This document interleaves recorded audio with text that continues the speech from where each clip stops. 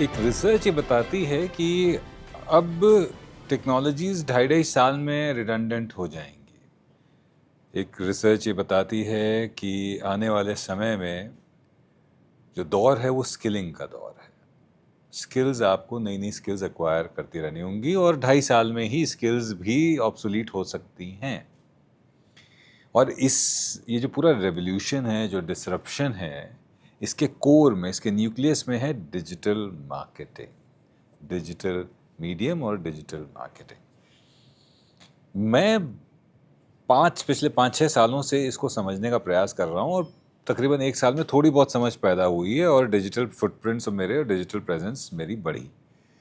तो आज न्यूज़ 18 पंजाब, हिमाचल, हरियाणा के पॉडकास्ट विजनरीज ऑफ पंजाब में मुझे ये मेरा सौभाग्य, मेरी खुशकिस्मती है कि मैं एक ऐसे शख्स से मिल रहा हूँ जो डिजिटल मार्केटिंग में, जिनका पीएचडी है, ऑनरी डॉक्टरेट है जिनकी, doctor Joginder Singh Bedi, digital doctor of India. जी, आई थिंक ये ऊपर वाले की लिखा हुआ था कि स्क्रिप्ट कि मैं आपसे आज मिलूं। मैं पॉडकास्ट तो कर रहा हूँ पर मेरा लालच ये कि पॉडकास्ट के बाद मैं इनको पकड़ लूँ और इनसे डिजिटल मार्केटिंग के सारे राज सीख कर यहाँ से जाऊँ। तो अभी मैं सवाल पूछ रहा हूँ, पर जब कैमरा ऑफ हो जाएगा तो मैं नीचे बैठ जाऊँगा, ये मेरे गुरु हो जाएंगे और मैं इनसे शिक्षा लूँगा। बेदी साहब, इतनी कम उम्र में ऑनरी डॉक्टरेट आपको मिल गया और हम समझते हैं कि इसकी जो शुरुआत हुई, इस टेक ऑफ की जो शुरुआत हुई थी, वो फार्मर्स एजिटेशन जो हुआ उससे शुरुआत हुई थी। तो ये कहानी थोड़ी सी आप बताइए कि कैसे एक लड़का जो पंजाब में ही पला बड़ा, वो कैसे उसने ये विजन देख लिया कि digital marketing is the next big thing, और उसमें इस तेज़ी से घुस गया कि डिजिटल डॉक्टर ऑफ इंडिया कहा जाने लगा उसे। सबसे पहले तो मैं सत श्री अकाल प्यार भरी कहना चाहूँगा अपने न्यूज़ 18 के सारे दर्शकों से। अब जो आपका सवाल है जी, कैसे फार्मर्स एजिटेशन में घुसे, है ना। हमारा देखो, कोई फार्मिंग का बैकग्राउंड नहीं है मेरा। जी जी जी, हाँ। मुझे शायद अभी कोई पूछे, मुझे ये भी नहीं पता कि गर्मी की फसल कौन सी है, सर्दी की फसल कौन सी है। इसके बारे में बहुत ज़्यादा नहीं ज्ञान होगा। बट हाँ, जो मेरा शौक़ है, मेरा फील्ड है, मेरा पेशा है मार्केटिंग, इसको मैं ऐसे देखता हूँ कि ये किसी की आवाज़ को एम्पलीफाई कर सकता है। आपकी आवाज़ को आज यहाँ बैठे बैठे मैं दुनिया में पहुँचा सकता हूँ। तो हम ये काम पहले भी कर रहे थे, काफ़ी ब्रांड्स के साथ काम कर रहे थे, आर्टिस्ट के साथ काम कर रहे थे। तो बैठे बैठे ये शुरू हुआ जब एजिटेशन, तो खबरें चल रही थी मीडिया पे और हम कहीं ना कहीं किसी ना किसी भाई के ज़रिए जुड़े हुए थे किसानी के साथ। तो ये लोग हमें बताते थे कि यार हमारे साथ ऐसा हो रहा है, और मीडिया पे कुछ और दिखाया जा रहा था, चाहे वो नेशनल मीडिया कह लो या इंटरनेशनल मीडिया कह लो, क्योंकि इंटरनेशनल मीडिया को तो यहीं से आवाज़ मिलनी है। तो मैंने उनसे पूछा, बलजीत हैं हमारे, तो मैंने उनसे पूछा कि पाजी ऐसे क्यों हो रहा है। कहते यार हम जो बोल रहे हैं वो एक नैरेटिव सेटिंग गवर्नमेंट की तरफ से, या हम देखो अल्टीमेटली वो किसी का अपोज कर रहे हैं, एंड अपोज उसका कर रहे हैं जो पावर में थे। अब उनके पास कंट्रोल है तो नैरेटिव सेटिंग वहाँ से चलनी है। तो कहते हैं यार हमारे पास कोई ऐसा मीडियम नहीं है। मैं कहा यार आज के टाइम पे आप कैसे कह सकते हो आपके पास मीडियम नहीं है। मैं कहा देखो, कुछ भी है, कोई भी मीडिया हाउस है, वो आजकल ज़्यादातर ऑपरेट कहाँ से कर रहा है, डिजिटल से। तो ये डिजिटल ने कोई आप पे पाबंदी नहीं लगाई, कोई प्रॉब्लम नहीं है, आप आके खुल के बोलो। कहते अगेन कि हमें यार इसके बारे में गाइड कौन करेगा। उन्होंने कहा तुम कर सकते हो। मेरे को सोचना पड़ा कि क्योंकि बहुत बड़ी चीज़ चल रही है, एंड अगेन आप किसी पावर वाली चीज़ के साथ लड़ रहे हो तो दिक्कतें आती हैं। तो मैं कहा चलो करेंगे, अच्छा कॉज है, कोई दिक्कत नहीं। मुझे ये नहीं पता कि तुम लोग सच कर रहे हो, झूठ कर रहे हो, सही हो गलत हो, ये बात की बात है। बट जैसे अपना भारत कहता है कि फ्रीडम ऑफ स्पीच है हमारे पास, तो वो जरूर मिलनी चाहिए। आदमी को अपनी आवाज़ रखने का मौका मिलना चाहिए। उसको हम अगर किसी तरीके लोगों तक पहुंचा सकते हैं तो वो जरूर पहुंचा। तो वहाँ से ये कहानी शुरू हुई। हमने बलजीत को बोला कि हमें सारे जितने भी फार्मिंग लीडर्स हैं सबसे मिलवाओ, हम उनको प्रेजेंट करते हैं कि ये पॉसिबिलिटीज़ हैं। तो उनको सारा बताया और अगेन फिर उनको बढ़िया लगा। तो उसी दिन देयर एंड देन हमने अनाउंस किया कि ये हमारे चैनल का नाम होगा और ये फार्मर्स की वॉइस होगी। ये तो शुरुआत हुई सफलता की, ये शुरुआत हुई आपके सामने आने की। और उससे पहले अगर बेदी साहब आपकी जर्नी थोड़ी अगर हम समझ पाएँ कि क्या बैकग्राउंड रहा और कहाँ से। लोगों को लगता है ना कि कोई भी धंधा कर रहा है आदमी, वो तो सिल्वर स्पून होगा, पैसे होंगे उसके पास तो इसलिए कर रहा है वो। तो आपकी जर्नी जो कि मैंने सुनी देखो मैंने बहुत ज़्यादा गरीबी तो नहीं फेस की कभी, है ना, ठीक ठीक, बट ऐसा और ये भी नहीं रहा कि बहुत सारे पैसे भी रहे हैं। एग्जैक्टली। आज की डेट में जब कोई बच्चा होता है ना, तो हर एक माँ बाप उसको एज एन राजा महाराजा की तरह ही ट्रीट करते हैं, जो मेरे बस में है मैं अपने बच्चे को दे सकूं। हम जब छोटे थे तो इंटरनेट इतना इजीली अवेलेबल नहीं था, कंप्यूटर्स इतने इजीली अवेलेबल नहीं थे, तो हम कैफेज में जाते थे। तो 10 रुपए 20 तो रुपए टाइप। हाँ, तो यहाँ आज की डेट में तो हम बात करते हैं मेटा और गूगल आर द किंग। दोनों ही नहीं थे जी उस टाइम पे, 98 की बात मैं आपको बता रहा हूँ। तो हम चैट करते थे तब, याहू मैसेंजर चलता था, याहू मैसेंजर पे जाना। अब वहाँ से शिफ्ट क्या आता है, ये एक शौक बन जाता है बंदे का, नए लोगों से बातें करना। तो मेरे एक जानकार थे, वो ये शेयर ट्रेडिंग में काम करते थे। तो उस टाइम एक होते डीमैट अकाउंट्स खोलने होते थे, तो वो जब घर पे आए खोलने के लिए, तो मैं वैसे ही बैठा हुआ था, तो डिस्कशन की। मैंने कहा सर ये क्या मिलता है जी आपको? वो कहते हैं हमें ना अकाउंट खोलने के पैसे मिलते हैं। मैं कहा अच्छा जी। उनसे समझा, सारा ज्ञान लिया क्या होता है। तो उन्होंने बोला कि अगर तुम मुझे एक रेफरेंस देते हो कि इस आदमी ने अकाउंट खोलना है, तो उसके आपको इतने पैसे मिलेंगे। बड़ा ठीक ठाक सा अमाउंट था, 500 रुपये। उस लिए मतलब जिसको 200 रुपये पॉकेट मनी मिलती है, उसको 500 रुपये एक रेफरेंस देने के मिल रहे हैं 98 में, है ना। तो मैं कहा यार ये अच्छी चीज़ है। अब कह लो जाने अनजाने में वहाँ से एक बिजनेस माइंडेड चीज़ तैयार होती है कि मेरी लागत क्या जा रही है, 20 रुपये या 30 रुपये एक घंटे के, जो तो मैं वैसे भी लगाने जा रहा हूँ शौक के लिए। तो मैंने मैसेंजर में जाके चैट रूम बनाने, कुछ एक ऑनलाइन रिसर्च करनी कि ये चीज़ आज चल रही है, ये नहीं चल रही, और लोगों को शेयर करनी चैट रूम बना के। स्टॉक मार्केट टिप्स के नाम से चैट रूम बनाया। अब जब लोगों को शेयर करनी किसी के लिए, जब वो वर्क करती है ना चीज़, तो वो आदमी ये कहता है यार तुम्हारे साथ ही काम करना, तुम्हारे साथ ही सरेंडर्ड हूँ, जैसे तुम बोलोगे करेंगे। तो मैंने क्या किया जी, यहाँ से उनकी किट उठानी, जो एग्रीमेंट होता है साइन करने के लिए, अकाउंट ओपनिंग फॉर्म कह लो आप उसको, वो उनको कोरियर करवा के भेजना, उन्होंने वापस कोरियर करवा के देना शुरू कर देना। तो जैसे ही मैंने अपनी स्टडीज़ ख़त्म की, ग्रेजुएशन पास की, क्योंकि ये अकाउंट्स क्वांटिटी में आ रहे थे, तो उन्होंने कहा भैया तुम हमारे पास जॉब भी करोगे क्या? तो फिर वहाँ से जॉब शुरू कर ली। मेरे पास, आप मानेंगे नहीं सर, जम्मू से लेके कन्याकुमारी तक के अकाउंट होते थे, और बैठे बैठे। जबकि मैं देखता था मेरे जितने भी कोलीग थे वो बेचारे धूप में निकलते हैं, महीने बाद आते हैं तो कहते हैं यार 2 अकाउंट भी नहीं खुल रहे, 5 भी नहीं खुल रहे। और मेरा कोई शायद ऐसा दिन ही नहीं खाली जाता था जब मेरे को कोरियर से किट्स ना आ रही हो। तो यहाँ से स्टार्ट हुई सर मेरी जर्नी की। मुझे उस टाइम नहीं पता था ये डिजिटल मार्केटिंग का फील्ड है क्या नहीं है। पर वो समझ लिया आपने कि ये एक बहुत ऐसा जरिया है जो आपको बहुत तेजी से एम्पलीफाई कर सकता है। फिर कैसे ट्रांजिशन हुआ कि फुल टाइम आपने इसको टेकअप किया? अब जब आप एक ऐसी फैमिली में होते हो ना जहाँ किसी ने बिजनेस किया ही नहीं, सारे जॉब में हैं, तो पहले तो आपका खुद का मन नहीं उठता कि बिजनेस करूँगा, क्योंकि अल्टीमेटली हमारी सबकी फैमिली में हीरो जो होते हैं वो हमारे फादर होते हैं। तो हर एक अपनी फैमिली के हीरो जैसे ही बनना चाहेगा, फादर के लाइक। तो जॉब ही थी कहीं ना कहीं। मैं 2012 तक जॉब्स करता रहा, फिर एक कंपनी के साथ जुड़ा पंजाब में ही। उनके साथ जब जुड़ा तो उनका डिजिटल चैनल मैंने स्टार्ट किया, तब फेसबुक वगैरह आ गए थे। हमने पेज बनाया एक सिंपल सा, जो कि उनका पहले नहीं बना था।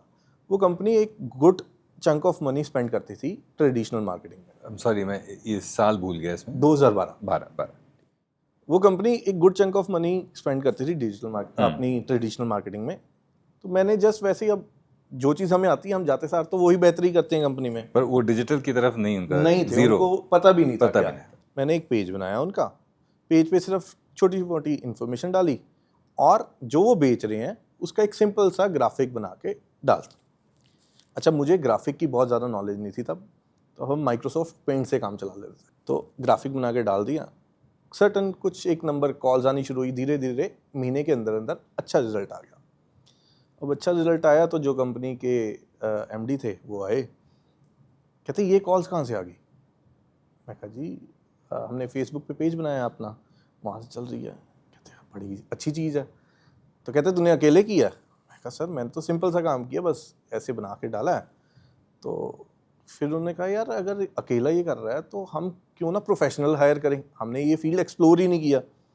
उन्होंने मुंबई से एक एजेंसी हायर की, अगेन उसके साथ काम किया। 2-3 महीने में उन्होंने देखा यार वो रिजल्ट नहीं आ रहा। फिर दोबारा मुझसे पूछा कि भाई जब तू कर रहा था तो अच्छा खासा रिजल्ट आ रहा था, अभी नहीं आ रहा, क्या हम पैरेलल टेस्टिंग कर सकते हैं कि ये भी हो सकता है कि वो एक इमीडिएट बूम ही था कि जब तूने किया तो चलना था, अब शायद ना चल रहा हो। मैं कहा ठीक है, हमारा तो क्या ही नुकसान है इसमें। हमने अगेन पैरेलल टेस्टिंग की, जो रिजल्ट मैं 10,000 की एड से ला रहा हूँ वो सेम मुंबई वाली एजेंसी 5 लाख से भी नहीं ले पाई। मैं आज की डेट में वो जो एमडी हैं उनको अपना बड़ा भाई मानता हूँ, गुरु भी मानता हूँ। तो मैं बोला पाजी आप ऐसे करते हैं कि हम ही मैनेज कर लेते हैं। कहते हैं करना ही यही पड़ेगा, बट एक शर्त ये है, तू अभी सिंगल मैन आर्मी काम कर रहा है, हमें पूरी टीम पहले आइडेंटिफाई कर इसके लिए चाहिए क्या क्या होता है। तो वहाँ से हमने अपनी टीम बिल्ड की। अब टीम बिल्ड कर ली तो गुड 3-4 साल हमने बढ़िया काम किया। अगेन पाजी आते हैं, कहते हैं यार जोगिंदर एक बात करनी है तेरे से, हमने क्लियरली तेरे को बोल रहा हूँ हमें बेवकूफ़ बनाया गया। मैं कहा वो कैसे जी? कहते हमने एजेंसियां हायर की, ये की, अपना पैसा बर्बाद की, और मुझे लगता है कि हम बेवकूफ़ बने हैं एंड वी वांट और लोग बेवकूफ़ ना बने। तो मैं चाहता हूँ कि तू अपनी एजेंसी खोल, तुझे कोई फंड्स चाहिए, कुछ भी चाहिए, मैं सपोर्ट करने के लिए हूँ। मैं कहा नहीं सर, आपका आशीर्वाद बहुत है, आप साथ खड़े हो, सबसे बढ़िया चीज़ है। तो हमने कंपनी का नाम रखा जी लीड मैग्नेट, और कंपनी बनाई, वहाँ से काम करना शुरू किया। ये साल है 2018 में। 18 जी, 12 लगभग 5-6 साल उनके साथ जॉब करते रहे, और फिर धीरे धीरे ग्रो करके कंपनी को भी ग्रो करवाया और अपनी कंपनी तक पहुंच गए। हम आगे बढ़ेंगे, उससे पहले ये जो इम्पोर्टेंट लेसन है हमारा जी। कि कोई भी चीज़ Rome was not built in a day, ये आप, मैं चाहूँगा हमारे यंग ऑडियंस को ज़रूर बताएं द वैल्यू ऑफ पेशेंस। लोग पेज शुरू करते हैं, पॉडकास्ट शुरू करते हैं, उनको लगता है कि कल ही हमारे कुछ नहीं तो 100,000 सब्सक्राइबर्स हो जाएं और हमें पैसे आने लगे, मोनेटाइज हो जाए। अच्छा, ये भी आप बता दीजिए कि यूट्यूब इंडिया में सिर्फ 2% लोग हैं जो मोनेटाइज्ड हैं, 98% अभी भी बिना पैसा कमाए कर रहे हैं। तो वो पेशेंस की वर्च्यू वैल्यू आप थोड़ा सा बताएं। इसमें ना सिर्फ पेशेंस ही नहीं मायने रखती सर, नॉलेज भी बड़ी मायने रखती है जी। आपने जैसे एक सर्टन नंबर बताया कि 2% लोग हैं जो मोनेटाइज्ड हैं, इसमें 2 का 5 तो आज शाम को हो सकता है सर। वो कैसे हो सकता है? 3% को ना शायद ये भी नहीं पता कि मोनेटाइज करना कैसे है, कि एक एडसेंस प्रोसेस कैसे होता है। बनाना है। हाँ, मतलब ऐसा नहीं है कि अपने आप आपके 100 हो गए तो पैसे आने लगे, नहीं। अब तो YouTube ने भी इजी कर दिया ना, 1000 से 500 सब्सक्राइबर कर दिए, जो कि आज की डेट में अगर आप अच्छा कंटेंट बना रहे हो, नॉलेज वर्दी कंटेंट है, किसी की लाइफ में वैल्यू ऐड कर रहा है, तो 500 सब्सक्राइबर गेन करना वाकई बहुत मुश्किल काम नहीं है। अब इसमें यूथ सही भी है कहीं कि 1 महीने में गैदर करना है, मैंने मोनेटाइज कर लेना है एंड ठीक ठाक पैसे कमा लूंगा, और गलत यहाँ है कि मैं कहता हूँ यार मेरे कंटेंट की कोई वर्थ नहीं है, मुझे यही नहीं पता क्या बनाना है, मैं कुछ भी बोलूँगा और लोग आ जाएंगे। अब हम जो बात कर रहे हैं एक फेस की, तो उसमें आदमी को चाहिए रिसर्च करना कि मैं ऐसा क्या काम करता हूँ जो मैं पूरे दिन भर कर रहा हूँ और मुझे नहीं पता, मुझे भूख लगी है, प्यास लगी है, कहीं खेलने जाना था, किसी दोस्त के साथ जाना था, आसपास की दुनिया ही मेरी गायब हो जाती है और मैं इस ध्यान में व्यस्त हो जाता हूँ। तो वो आपका की परफॉर्मेंस एरिया है कि यहाँ मैं कुछ भी बोलूँगा तो मैं इसकी ज्ञान भी हासिल कर लूँगा और लोगों को वैल्यू भी एडिशन दे दूँगा, एंड यही आपका बेस्ट कंटेंट होगा जिसमें आप सबसे ज़्यादा बेटर परफॉर्म कर पाएंगे। अगर आपने ये आइडेंटिफाई कर लिया है तो उसके बाद आप अपना नियम बना लो कि 24 घंटे में से 2.5 घंटे 3 घंटे इसकी रिसर्च पे देने वाले हैं। मैं आज भी चलो तगमा मिल गया एक डिजिटल डॉक्टर का, है ना, मैं आज भी 8 साल के बच्चे से भी सीख लेता हूँ। वो कहता था कि ये चीज़ ऐसे करनी है ना। आप भी देखोगे कितने ही बच्चे हैं जो छोटी छोटी एज में वायरल हो जाते हैं, क्योंकि वो अपना शौक पूरी कर रहे हैं। अभी वो उनको ये नहीं है कि पैसा कमाना है, शौक पूरा कर रहे हैं, तो आप नई नई चीज़ें सीख भी लोगे और दुनिया को सिखा भी लोगे। पैसा हमेशा सेकेंडरी है, आउटकम है आपके किसी काम का। जब आप काम पे फोकस करोगे तो आप जीत जाओगे, दुनिया को सिखा लोगे, सब्सक्राइबर गेन कर लोगे, पैसे कमा लोगे। लेकिन जब आप आउटकम पे फोकस कर रहे हो तो आप अपने रास्ते से ही भटक गए हो। तो वो चीज़ है, सिर्फ इसको ढंग से टाइम देना जरूरी है। अब इसमें आ गए, अभी तो हमने कंटेंट की बात कर ली, कंसिस्टेंसी की बात कर ली, अब इसमें मार्केटिंग का रोल कितना इंपॉर्टेंट है, इस पे थोड़ा सा आप अगर हमको गाइड कर पाएँ, क्योंकि लोगों को लगता है यार कंटेंट मेरा अच्छा है तो चल जाना चाहिए, उसमें हम क्यों मार्केटिंग करें। मेजॉरिटी अगर मैं लेमैन लैंग्वेज में समझाऊं तो मार्केटिंग का ये काम है, आपको आपकी सही ऑडियंस तक पहुंचाना। मार्केटिंग में होता क्या, अगर आप कंटेंट क्रिएशन की बात करें, अभी हम ब्रांड्स की बात नहीं कर रहे ना, कंटेंट क्रिएशन में मैंने रील तो बना दी, आज की डेट में एआई भी थोड़ा सा फास्ट हो गया। अब आप कोई फोटो सर्च कर रहे हैं, आप उसमें लिखते हो कि red car with the blue sky, तो वैसी ही इमेज सामने आ जाती है। तो इसका मतलब सिस्टम ने उसके पिक्सेल्स को पढ़ा। ऐसे ही आपकी वीडियो में पिक्सेल्स पढ़ता है, जितनी उसकी समझ है उसके अकॉर्डिंगली वो उस लोगों को वीडियो दिखा देता है। अब कई प्लेटफॉर्म्स ना इतने बढ़िया हैं, वो पैसा नहीं देखते, वो यूज़र एक्सपीरियंस देखते हैं। इसमें सबसे बेस्ट एग्जांपल दूंगा गूगल का। गूगल क्या कहता है, आपने हम सबको शायद ये पता होगा एडवर्ड्स के बारे में कि हम पैसा देते हैं गूगल को, सर्च करते तो हमारा नाम टॉप पे आ जाता है। अब विक्रम जी ने लगा दिया जी 100 रुपया एक कीवर्ड पे, जोगिंदर ने लगा दिया 200 रुपया। आम बंदा तो सोचेगा यार ये ज़्यादा पैसे दे रहा है, इसका ऊपर आना चाहिए, बट ऐसा नहीं होता। जहाँ आपने कीवर्ड सेम डाले, मैंने डाले, मैं बेच रहा हूँ प्लांट्स और आगे दिखा रहा हूँ क्रिकेट की, कि क्रिकेट के पीछे के प्लांट्स मैंने दिए, बंदा आके रुकेगा नहीं, वो आया किसी और माइंडसेट से। आपने 100 रुपये की बिड लगाई है, 10 रुपये की भी बिड होगी ना तो आप टॉप पे रहोगे, क्योंकि जो यूज़र लेने आया था आप वो डिलीवर कर रहे हो, मैं डिलीवर नहीं कर रहा। तो एंड यूज़र को देख के ज़्यादा चलती हैं, लोग यहीं भटक जाते हैं क्योंकि ईजी फील्ड है, जैसे हमने कहा बहुत ईजी एंट्री है ना। तो कोई भी आ जाता है, वो कहता है यार अगर मुझे एड्स लगानी आ गई, एड्स के भी ना 3-4 पैटर्न है। एक बूस्ट पोस्ट को हम ऐड मान लेते हैं, वो ऐड नहीं है, तो उसको ऐड लगा के उसमें आपने कोई जियो टैगिंग नहीं सिलेक्ट की, इंटरेस्ट लेवल सिलेक्ट नहीं किया। अभी एक इसमें और एडवांस फीचर आता है जिसे कहते हैं, मेटा की अगर बात करें तो पिक्सल्स, वो नहीं लगाए। पिक्सल क्या होते हैं, एक तरीके की कोडिंग है जो आपकी कैश मेमोरी में चले जाते हैं, एंड वहाँ से फेसबुक को पता लगता है कि ये यूज़र को क्या पसंद है, ये कौन सी वेबसाइट पे गया, कितना समय व्यतीत किया, और मेरे पेज यहाँ पे आने के बाद इसने क्या किया। तो ये चीज़ें फेसबुक को या मेटा को पता लगती हैं। वो लगाया ही नहीं तो उसको पता ही नहीं लगेगा हुआ क्या था। तो अगेन ये सारी चीज़ें मार्गदर्शक का रोल प्ले करती हैं। तो अगर सही नहीं होगा तो भटक जाएगा और मार्केटिंग गलत चली जाएगी, पैसा भी वेस्ट हो रहा है और रिजल्ट भी नहीं आ रहे। अगर वो सही लिखे हुए हैं बोर्ड्स तो आप सही रास्ते पे टाइम से और जल्दी पहुंच जाओगे। एक जो लोगों का कंप्लेन तो नहीं कहूँगा, रेजिस्टेंस रहता है मार्केटिंग को लेकर कि साहब मैं क्यों पैसा खर्च करूँ, मैं खुद ही ढूंढ ढांड के कर दूंगा। तो वो ढूंढ ढांड के करने में और एक एक्सपर्ट के करने में फ़र्क क्या है, ये भी ज़रा बता दीजिए। क्यों ज़रूरी है कि भाई जो आदमी ने मेहनत करी है, जो आदमी ने उस चीज़ में एक्सपीरियंस लिया है, एक्सपर्टीज़ ली है, वो अगर पैसे चार्ज कर रहा है तो क्यों ज़रूरी है? देखो अगेन ये तो बुजुर्गों ने भी कहा है, आज भी हम इस बात को मानते हैं कि जिसका काम उसी को सके, दूजा करे तो डंका बाजे, है ना। मैं ना मार्केटिंग से भी पहले सर लोग तो यहाँ तक गलती कर देते हैं, जैसे आपने कहा ना कंटेंट एक दूसरे का क्रिएट कराना है, लोग तो लोकेशन ढूंढने में गलती कर देते हैं, ब्रांड का नाम ढूंढने में गलती कर देते हैं, कलर्स ढूंढने में गलती कर देते हैं। ये तो फर्स्ट स्टेज है, इसके बाद आती है मार्केटिंग। मतलब मैंने आज देखा कि मेरे दोस्त का पेट्रोल पंप है एंड वो तो भीड़ वाले इलाके में खोल रहा है और ग्राउंड फ्लोर पे खोल रहा है। वैसा वर्सा कर लें, दूसरे दोस्त का जिम है, उसने टॉप फ्लोर पे खोला है। अब पेट्रोल पंप वाला अगर जिम वाले को पकड़ ले तो वो टॉप फ्लोर पे पेट्रोल पंप तो नहीं खोल पाएगा ना। तो हर एक ब्रांड की अपनी रिक्वायरमेंट है, हर एक ब्रांड की अपनी ऑडियंस है, वो समझनी जरूरी है। कई बारी ब्रांड्स ना जब स्केलिंग कर रहे होते हैं ना तो अभी तक आइडेंटिफाइड नहीं होता मेरी टारगेट ऑडियंस है क्या। तो यहाँ एक एक्सपर्ट का काम आता है कि वो, क्योंकि वैसे ही ब्रांड्स को पहले ग्रो करा चुका होता है, उसे पता है कि आने वाले टाइम में ये ब्रांड यहाँ गलती कर सकता है। तो एक्सपर्ट से हमेशा ये फ़ायदा रहता है, वो आपकी ऑडियंस को समझता है। एंड मोर ओवर मेरा ये मानना है मार्केटिंग बहुत छोटा रोल प्ले करता है एक बिजनेस के लिए। अगर मैं किसी को एक्स अमाउंट दे के कुछ बड़ा काम कर रहा हूँ तो मुझे हमेशा ही बाहर से टीम लेनी चाहिए ना। तो अंडरस्टैंड ये करना चाहिए, अगर मेरी जगह कोई और लेके कम अमाउंट में या ठीक ठाक अमाउंट में मुझे कोई सर्विस दे रहा है और मुझे फ्री कर रहा है, यार मैं काम बढ़ा लूँ, तो पैसा देने में कोई हर्ज ही नहीं होनी चाहिए। आखिरी में चलते चलते जी। लीड मैग्नेट प्राइवेट लिमिटेड का 5 साल 10 साल में कहाँ देख रहे हैं आप? सर अभी तक तो प्लान्स हमेशा रखते हैं।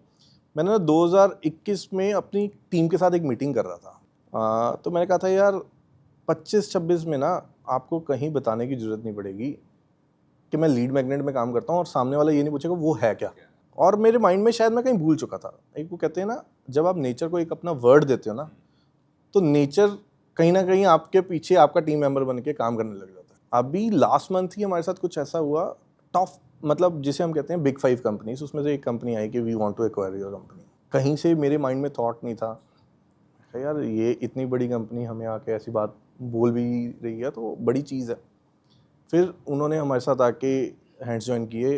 मैं कहा मैं कंपनी बेचना नहीं चाहता, क्योंकि मैं बेचूंगा तो मैं तो किसी काम का ही नहीं रहूँगा, क्योंकि आपको पता है वो नॉन कॉम्पिटेंस साइन कराते हैं। तो फिर हम नॉन कॉम्पिटिशन में रहेंगे तो अपना काम ही नहीं कर पाएंगे, तो फ़ायदा क्या। फिर अब उन्होंने इतनी अपॉर्चुनिटी दी कि यार आप नॉर्थ का सारा काम संभाल लोगे। मतलब शायद हम जिस स्टेट में बैठे हैं उसकी जीडीपी जितना तो उनका टेक होम प्रॉफिट है।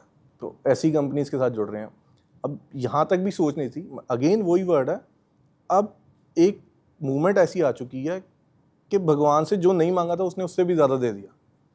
व्हाट वी वांट इस लोगों की लाइफ में कैसे वैल्यू ऐड कर सकें। मैं इसको सम अप करूं जी, तो consistency is the key and consistency you need a guide to navigate you through this no matter how good your content is. बिल्कुल और वो गाइड है एक मार्केटिंग एजेंसी। कह सकते हैं। अगर लीड मैग्नेट होगा तो बहुत अच्छा है, वरना किसी और का भी आप साथ बिल्कुल ले सकते हैं। किसी और का नहीं भी लेना, आज की डेट में इतने टूल्स हैं, आप हाँ। खुद स्टडी करेंगे तो कहीं ना कहीं पहुंच सकते हैं। बट उस चीज़ को बेहतर तरीके से करने के लिए हमेशा कोई ना कोई गाइड चाहिए। वो लीड मैग्नेट भी हो सकता है, वो एक्स कंपनी भी हो सकती है, वाई भी हो सकती है। बट प्रोफेशनल का ये फ़ायदा है, एक्सपीरियंस है। हम रास्ता भी उससे पूछते हैं ना जो वहाँ का रहने वाला हो हाँ। या वहाँ से गुजरा हो। जो खुद गया ही नहीं वो क्या गाइड करेगा सर। मेरे ख्याल से अगर मुझे सम अप करना हो अपनी आवाज़ में तो कुछ इस तरह होगा कि दोपहर 12 बजे न्यूज़ 18 पंजाब हरियाणा हिमाचल के बॉस ने डॉक्टर जोगिंदर सिंह बेदी का तहे दिल से धन्यवाद दिया न्यूज़ 18 पंजाब हरियाणा हिमाचल के पॉडकास्ट विजनरीज ऑफ पंजाब में आकर अपनी नॉलेज साझा करने के लिए। बहुत बहुत शुक्रिया अदा करना चाहूँगा जी नेटवर्क 18 का और विक्रम जी का, जिन्होंने आज शायद मुझे लगता है कि हमारी 2-4 बातों के बीच में से अगर किसी एक बच्चे की भी लाइफ बदल जाए तो हमने आज का दिन जीत लिया। थैंक यू सो मच हमसे बात करने। Thank you so much. Thank you नमस्कार।